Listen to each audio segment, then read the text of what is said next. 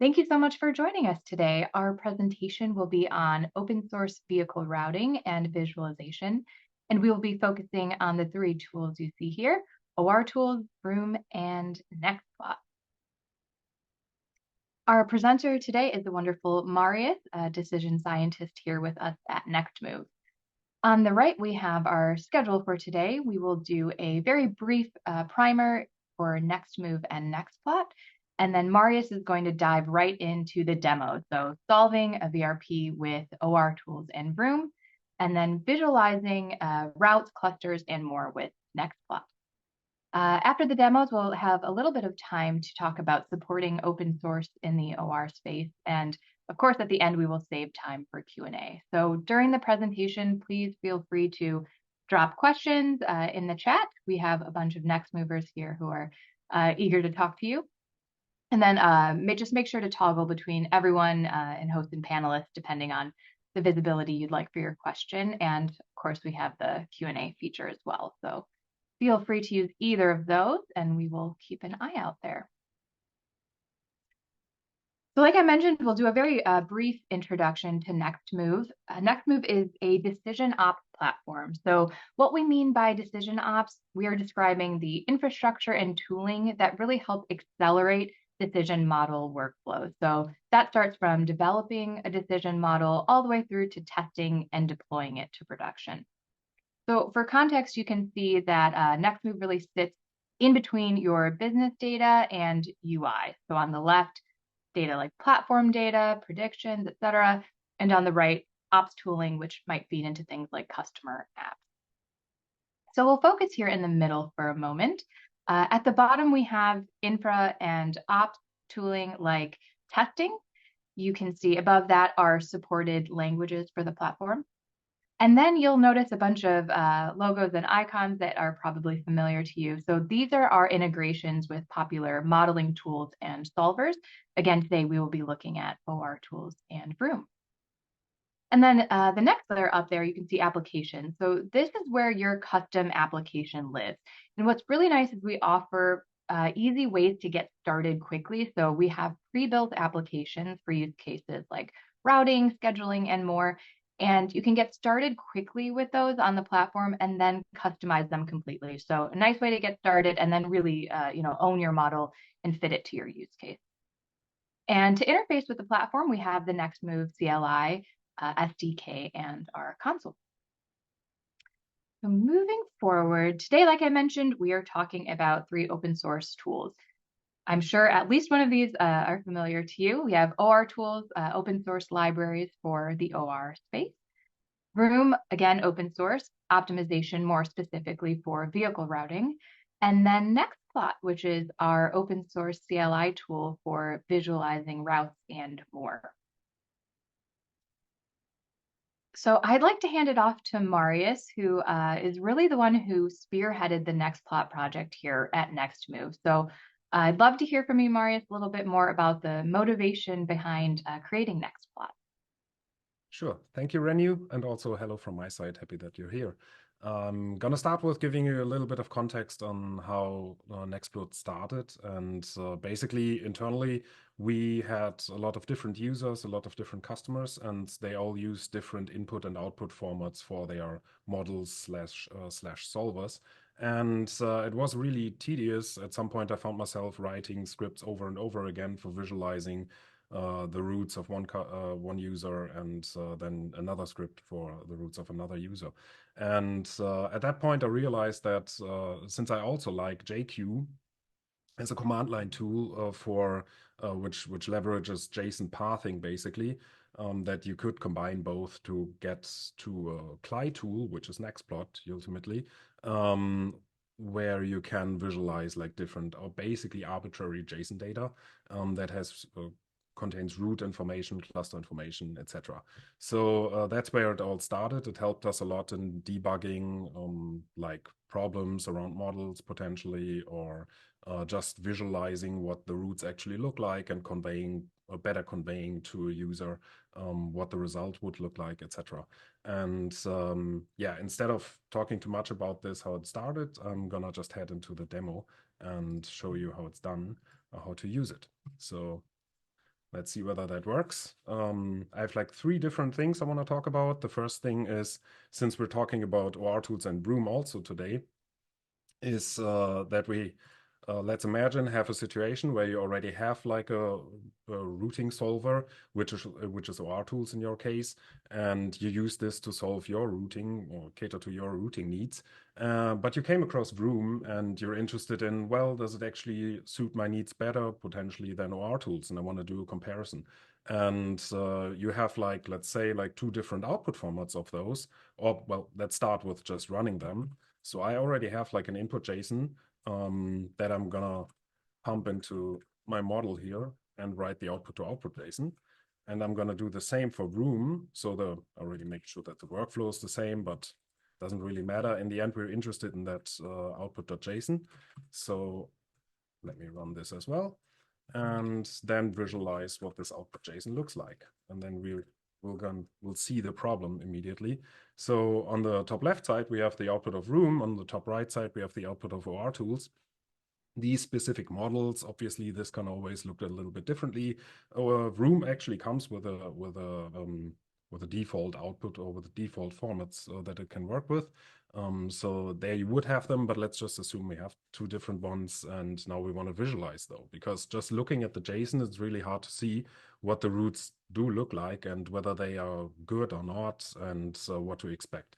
So that's where Nextplot comes in, because we can use it to visualize both of the routes in the same way. So let's start with Nextplot root, and as the input for routing, we use the output JSON, obviously, and then JPath for routing, and that is the power of, I'm not sure how familiar you are with JSON pathing or tools like JQ. If you know JQ, this will look very familiar to you. But basically what it can do for you is point to the right objects within the JSON. So in the top left format, for example, our route is actually in vehicles, and we want to have all the routes. So we use an asterisk here. And for each vehicle, we go to the root entity. And then for the X coordinate, we simply pointed to the first element of the tuple, because I know that is the longitude. And then for the latitude, we actually use the second one. And if I didn't mistype, this should be all it takes to already generate a plot. And before we look at it, we do the same here for our OR tool solution. So input root, again, the output JSON, then JPath root. This time it's a little bit more complicated. We know that, actually Zoom is a little bit in the way for me here. So we have a solutions array first. This could be like the trajectory of all the solutions, basically. You could be interested in that and later visualizing, what kind of solutions you found on the way.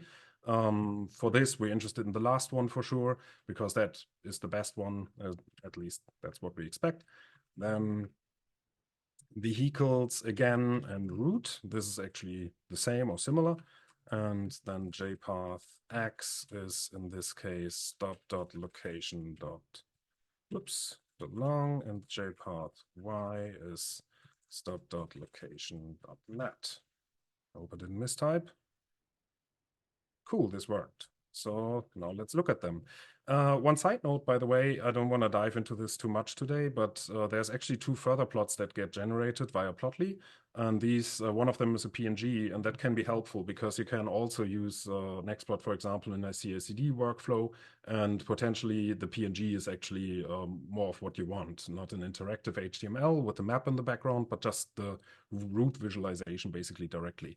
But anyway, we're interested in the interactive map today. So bring that up here on this side, and then the other one as well.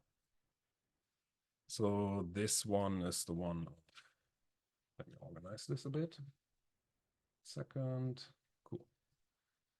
Cool. So on the right side, we have the solution of OR tools. On the left side, we have the solution of VROOM. And this is the default look of an Nextplot route visualization. You can see at first glance already, okay, this is the routes. You even get more context information. If you click on points, then you basically get like extracted what the JSON of this stop was. So this can be very helpful. In this case, not really, because there was only the tuple information on it.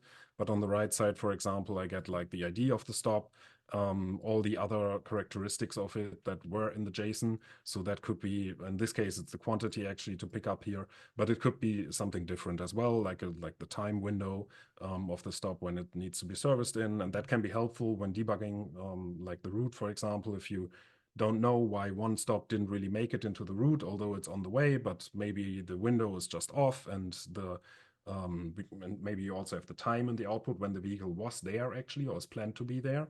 And then you can see, okay, this doesn't actually fit time-wise a dimension that is obviously not visualized here. But yeah, so that helps a lot. And now let's go back basically to these two apps.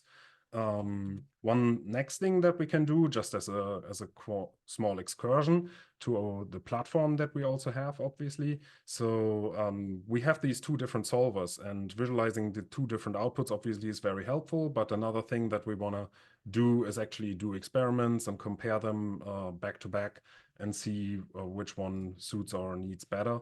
And I'm not going to focus on this too much today, but it's as simple as pushing this app up to the platform. And I'm not going to go through all of the steps here, but just as a starting point, you push up the code of this app to our platform. And then you define like two instances, and then you can also run experiments on them. So if I would do that for this use case, I already ran that experiment earlier.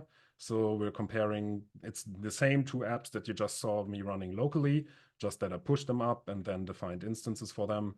And then you can run them back to back and define experiments. So I ran like a small experiment on 4 different inputs, and that's the result of these two apps or two models. It's CRVP inputs, and in this case, VROOM beat OR tools by a bit, but that obviously can also differ because don't take that as generic advice, obviously, because it really depends on your particular inputs, your particular problem, and also on how you configure it, because I chose one way of configuring OR tools, for example, but you can tweak like search parameters, etc. And it's also about the model formulation, and there's a lot that plays into it, which is why we recommend using this kind of experimentation functionality, right? So that you can actually compare these. And there's different dimensions. You can look at the value, for example. That's typically one metric you're going to look at, but obviously also you can look at the total time it took for running these. And you can see that OR tools just was configured to solve for 10 minutes, but in case of VROOM, this was configured with an exploration level, so it actually finishes earlier if it thinks that it exhausted its exploration depth, I guess. This could also be configured in a different way. So just basically mentioning that this comparison, the result of this comparison is not really the point. It's really about the experimentation functionality. So, and another thing that we can do, as you've seen that potentially earlier already, is within the visualization of Nextplot. So this was a hard shift, sorry for that. But back to the visualization actually. So I can run another Nextplot command. This is what I ran earlier, like the first 4 parameters here, but now I can modify what it looks like by a bit. For example, I can specify that I also want to have start and end markers on these routes. So I want to see at first glance where they start, where they end. Then I can also feed it like an OSM file, which is used here in combination with another open source project that we put out, which is a Go wrapper around routing kit, which comes with a CLI. And this is going to be used to compute the paths to get the polylines and also the duration between all these points of our routes on the fly, because that is not information that is in our output format anymore. And obviously, you need to take that with need to be careful here, because we don't know, Nextplot doesn't know which information the solver used for solving. For that, you need to integrate in a different way, but it still can be useful to use like simply compute car routes and visualize them. That's what we're doing here. And then we also sort the color just for aesthetics.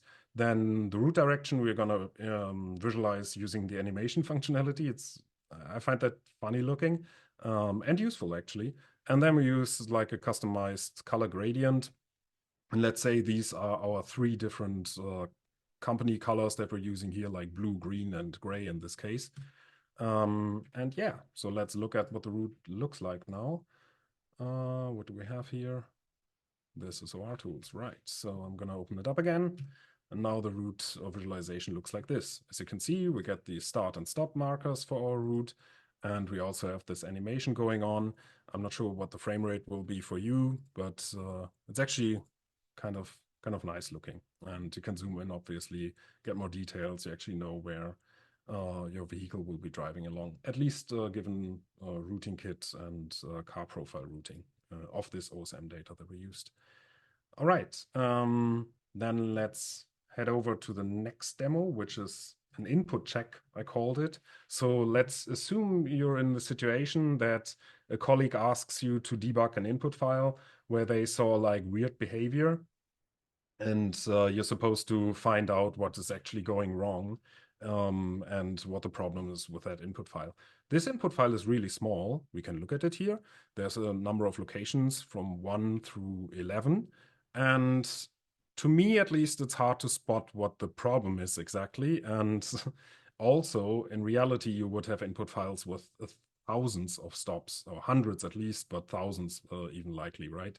So then it becomes really hard to tell where exactly the problem is. Also, there's normally a lot more data in it.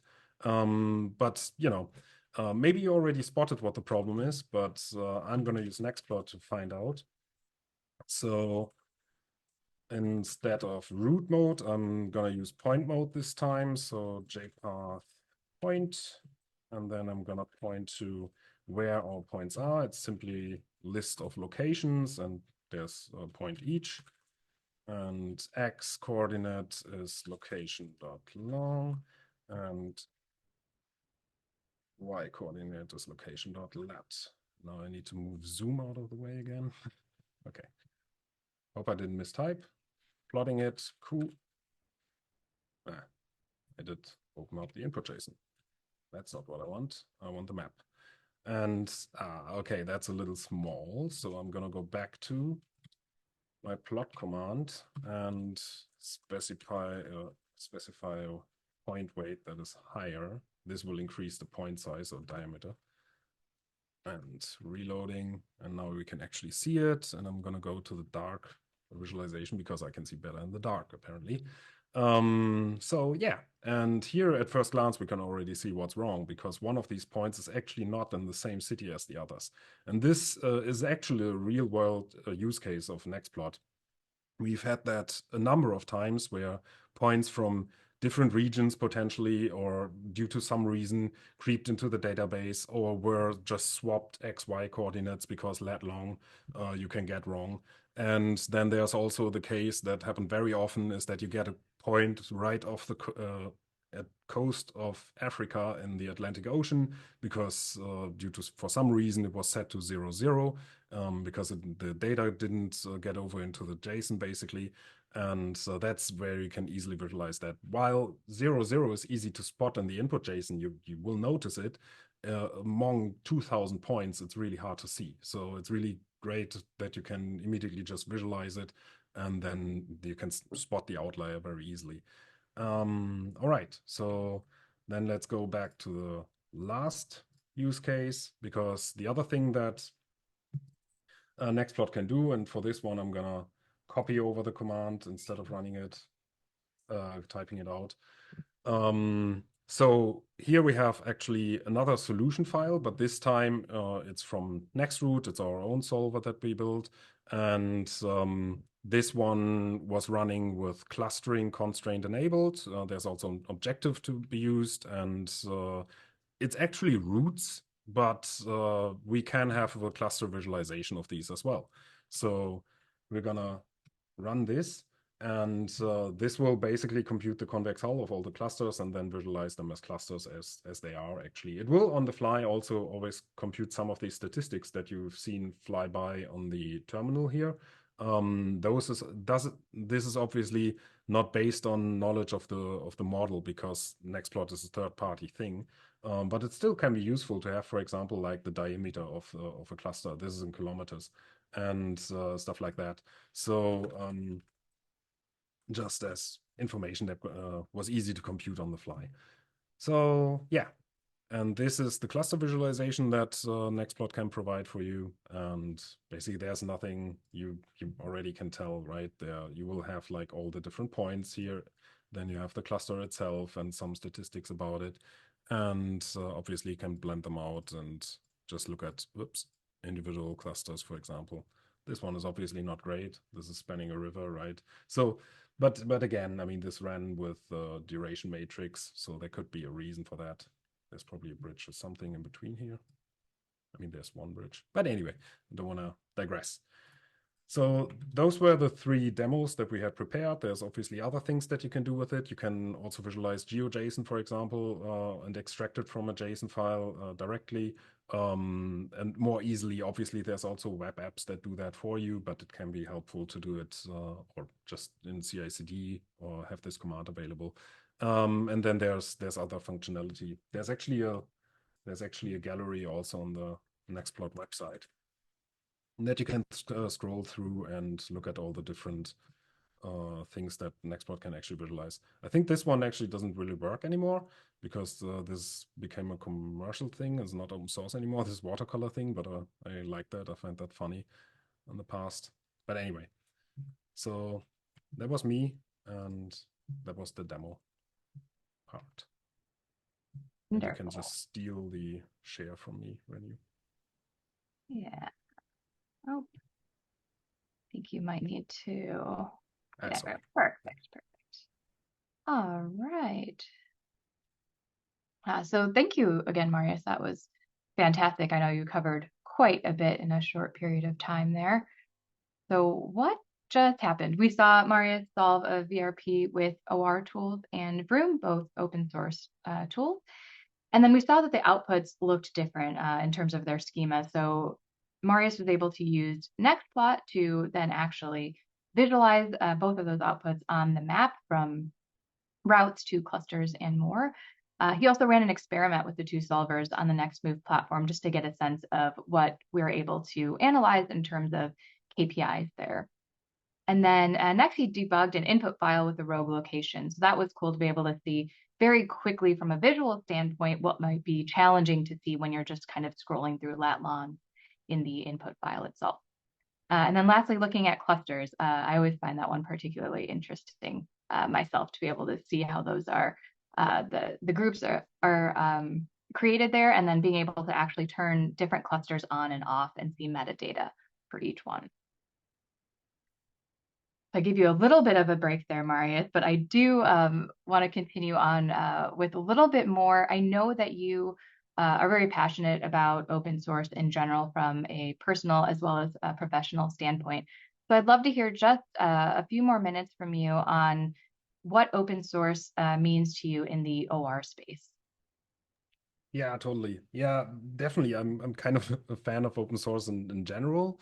I think there's like a great, I mean, just thinking about projects like, I mean, Linux is an obvious one, but also there's like things like OSRM, for example, a little more related to what we're doing, maybe not totally OR, but still, they're like really great and awesome projects that you can use and build products up on top of even. And I think in OR space, there's also like a lot of good examples as well. Like, for example, I really like the push of Heis, pushing like open source MIP solvers further, right? Because when I started in operations research some while ago at least, then it really felt like, yes, there were some open source projects already out there, but they were a little cumbersome to deploy, for example, or really just built on top of just a few people. And I mean, they were great for sure, and also being used in production as well. But it always felt a little bit limited. And I think lately it got a lot better due to projects like, for example, Heis, and obviously also very popular OR tools, which we see all over the place, and many people interested in, and it being used everywhere basically. And then there's also VROOM. VROOM is a great VRP solver. and is also great to use and really easy to use, also easy to deploy. And like these projects, I think, in my opinion, bring our whole discipline in industry kind of further. And I personally would like to see more, because if we go to the next slide, then we came across this post on the OR Stack Exchange a while ago. We discussed it internally as well quite a bit. And I totally get this. I mean, this is a really long discussion, and I really would like to have that with people. I know time is limited today, but I do agree to quite some extent that it feels limited in the number of open source projects that we have in OR, like pure OR at least. And if you compare that to AI ML in particular, obviously it's a hard comparison or tough comparison, because AI ML is very, very hyped as well and just huge. But if we go, for example, to the next slide and just look at some numbers, or try to get some numbers at least, and compare like two projects that I find are like very popular. PyTorch is obviously a name in ML, and that's pure ML, not statistics or something. You could find something more generic. PyTorch is somewhat specialized. And then you take OR tools, for example, which is I mean, I would be happy about other examples, but I found like OR tools probably a good one, because it feels very popular, and both of these are hosted on GitHub. And if you just take like the two rows, so left side PyTorch, right side OR tools, and just the first two rows where there's commits and pull requests visualized across the last 30 days, then you can easily tell that PyTorch, there's a lot of work that goes into that project, and OR tools as well. And it's like it's already used in production and everywhere. But obviously, the activity is you can't compare it like that for sure. But my point is, if you go especially into the last row about the contributors, then you can see that PyTorch has a long tail of contributors, even across the last 30 days. And there's a lot of activity in that project, and it's basically built on top of the shoulders of many, many people. While the pressure, I think, on OR tools, for example, is just on a few, and but it's being used. And operations research in general is even it's older than ML even, right? And it's in every industry to some extent, or in very many industries. And so I would personally, and that's kind of my motivation for this, would really like to see OR open up even more and have more open source projects out there and more activity going on around them, because in my opinion, that's where it actually starts, that you build much more interesting products on top of it, right? Because you can easily start to build upon things that are for free. For example, if you start with Heis, for example, you get like a MIP solver that is very performant, and you can solve real world problems with it. And then you can still go commercial, etc., but it's very less risk to start from there, because you don't entail the cost immediately, etc. But anyway, we're running out of time, so going over to the next slide. I really like this discussion, but going to the next slide. So from Nextmove side, we also try to support where we can with a number of projects that we did. For example, Nextplot, we did open source. We did another project wrapping, providing bindings for Go for routing kit, basically for Go, and there's also bindings for Heis actually. Yeah, and like the routing kit CLI tool, we didn't talk about this today, but you've seen it running in the background here with Nextplot. And then we also have our community app library, which to me is like a potpourri, I guess, of different kind of operations research tools, libraries, frameworks, and in different languages, all in a harmonic and aligned way, so that you can start from there and build out your own solvers and models from here. There's also some in there that you can immediately apply, but yeah, and very deploy friendly for sure, and definitely meant obviously also to run in our platform, because they all are projects hosted on our platform as well. And with that, I'm going to hand it over to Renu. Yeah, thanks, Marius. Like you said, definitely love this conversation, and we'll love to keep it going with folks that are on the call here or in another tech talk in the future. I won't walk through each of these here, but just kind of reinforcing what Marius just said. This is really a call to action to all of us, including those of us at Nextmove, to continue supporting open source in the OR community, and that there are a bunch of different ways to do that. It doesn't have to just be contributing code. It could also be attending meetups and just getting more conversations going. I know we are at time, but I'd love to squeeze in just one question for you, Marius. Are the apps that you showed for VROOM and OR tools, are those available to be used today? Yes, the app for OR tools in particular is, I think, called Routing OR Tools or something, and is already part of a community apps repository. I maybe slightly modified it, but it's mostly there. And then for VROOM, I'm gonna prepare that as fast as possible. It's not out there yet, but you could already run it on the platform, etc. And obviously also VROOM docs are great as well, right? So you don't need me basically to run VROOM, right? But yeah. Really great project. Very happy about it. Wonderful. Thank you so much for your time, Marius. That was a fantastic presentation on all fronts. So next moves, please go ahead and try Nextplot. Like we mentioned, it is open source and available to use right now. The command is right there to install it, as well as the code on GitHub. Head to nextmv.io to talk with our team, check out our various resources. If we didn't get to your question, not to worry, we will make sure to email you and keep that conversation going. And similarly, if you'd like to hear more about a specific topic, whether that's open source, discussing specific use cases, or if you'd like to present with us, just reach out to us and let us know. We're always interested in keeping that conversation going. So with that, we will close out the presentation for today, but we hope that you join us on our next Tech Talk and enjoyed the presentation today. Thank you so much. Yeah, thanks a lot. Thank you.